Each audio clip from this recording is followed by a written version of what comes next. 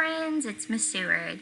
I am going to do things a little bit different today, and you are going to watch the flip chart while I teach you this new thing.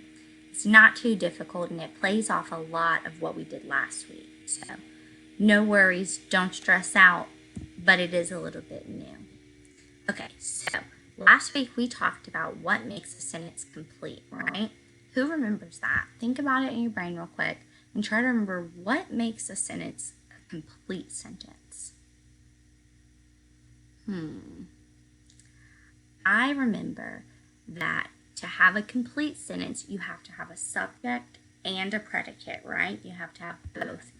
And you have a subject that is who or what the sentence is about. Remember, the subject is who or what the sentence is about, right?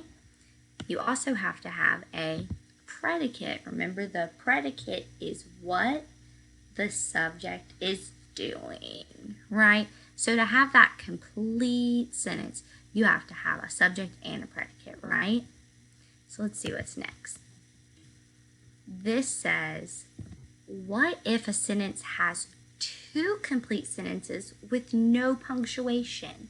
So you're telling me this sentence has one subject and predicate, another subject and another predicate. It's two sentences, but there's no punctuation. There's no finger space in between the two sentences. There's no capital letter at the beginning of another sentence. It's just two sentences smashed together like this.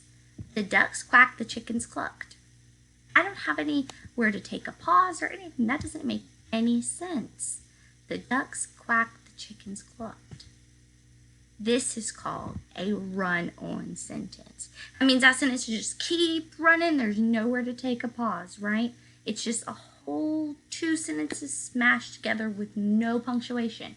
It could even be more than two sentences, but right now we're just going to practice with two complete sentences smashed together. Remember, like I said, it just keeps running on with no pause. There's no punctuation. So let's see what's next. How do we fix that though? So there's going to be two ways that you can fix the run-on sentence. And we still have the same one right here. The ducks quacked and the chickens clucked. The first one is to add a punctuation to make it two sentences, right? We already know it's two sentences smashed together. So we need to go in and add that punctuation and that capital letter to make it a complete or two complete sentences instead of one run-on sentence. So it says the ducks quacked, period. You see where it has the period and then it starts with a capital letter. The chickens clucked and it has another period, right? That makes it a little bit easier to understand. You have that pause. It's not just keeping running, right? The ducks quacked, the chickens clucked. I wonder what the other way to fix this is. Let's see. Or combine the thoughts to make one sentence. So you have to combine the whole thing together, make it make more sense, okay?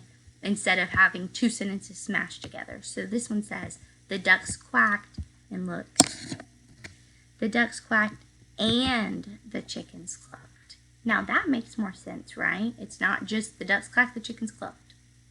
It's the ducks quacked and the chickens clucked, okay? So let's do a little bit of practice. This first one says, the boy is eating an oyster, the oyster is big. Well, that one, let's see how, think about it right now. How would you make that into two sentences? The boy is eating an oyster. Well, I have a subject, right? The boy. What is the boy doing? He's eating an oyster. Well, that's a whole sentence right there. So I could just put a period. Oop. But then I need a capital letter. The oyster is big. Let's make sure that's a complete sentence. Well, it's the oyster. And what is the oyster doing? It's being big. So that's two complete sentences. So we could break them apart with a period like that. The boy is eating an oyster, period. The oyster is big, period. Let's try another one.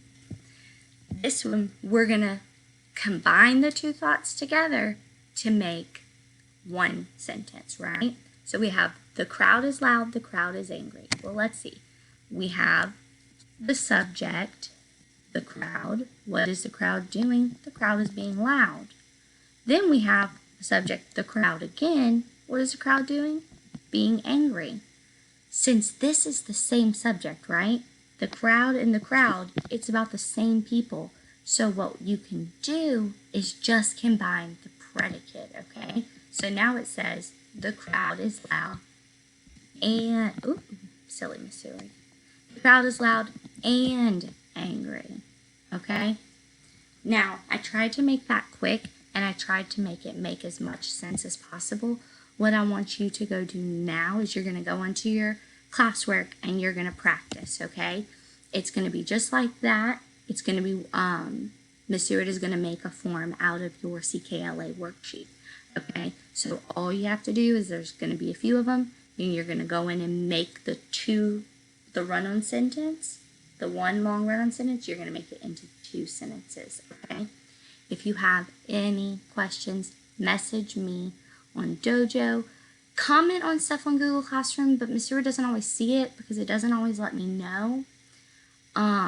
I don't always get a notification, so I try to keep up with that, and I know I've missed some of your stuff, and I'm so sorry. But remember, you can always message me on Google Class, or on, you can always message me on Class Dojo, or you can give me a phone call, or FaceTime, or a text message, or anything like that. Okay, I love you guys. Good luck. Let me know if you need anything. Bye!